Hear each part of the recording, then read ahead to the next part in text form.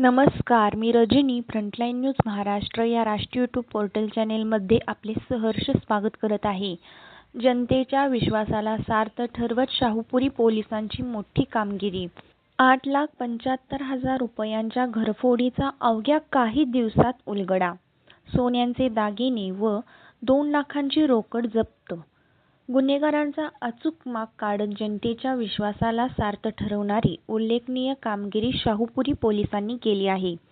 इरा garden मुक्त सैनिक वसाहत काटेमळा परिसरात झालेल्या 8,75,000 रुपयांच्या घरफोडीचा अवघ्या काही दिवसातच पर्दाफाश करत पोलिसांनी आरोपीला अटक केली असून चोरीस गेलेला संपूर्ण मुद्देमाल जप्त करण्यात यश मिळवले आहे.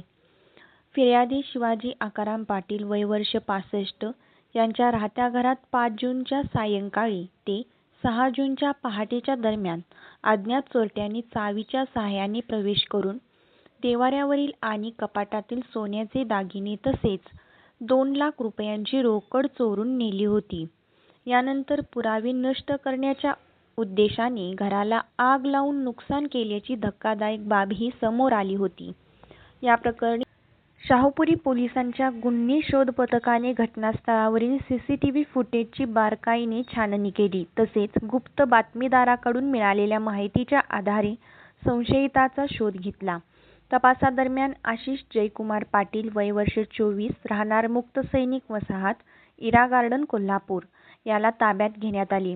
चौकशीतून त्याच्याकडून चोरीतील 35 ग्रॅम वजनाचे सोन्याचे मंगळसूत्र, 15 ग्रॅम वजनाचा कोल्हापुरी साज, 11 सोन्याच्या अंगठ्या आणि 2 लाख रुपयांची रोकड असा एकूण 8,75,000 रुपयांचा मुद्देमाल जप्त करण्यात आला. या यशस्वी कारवाईमुळे नागरिकांमध्ये शाहूपुरी पोलिसांविषयीचा विश्वास अधिक दृढ झाला असून गुन्ह्यांचा जलद आणि प्रभावी तपास करण्याच्या पोलिसांच्या क्षमतेचे पुन्हा एकदा दर्शन घडले आहे.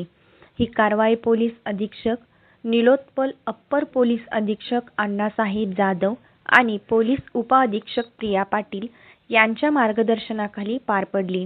शाहूपुरी पोलीस ठाण्याचे पोलीस निरीक्षक संतोष डोके यांच्या नेतृत्वाखाली पोलीस उपनिरीक्षक अभिजित पवार, आकाश जाधव तसेच मिलिंद बांगर, बाबासाहेब ढाकणे, अमोल पाटील, कृष्णात पाटील, रविकुमार आंबेकर, महेश पाटील, गौरव शिंदे, राहुल पाटील, सुशीलकुमार गायकवाड, सनीराज पाटील, सचिन पांगे आणि उत्तम पाटील यांनी ही उल्लेखनीय कामगिरी बजावली.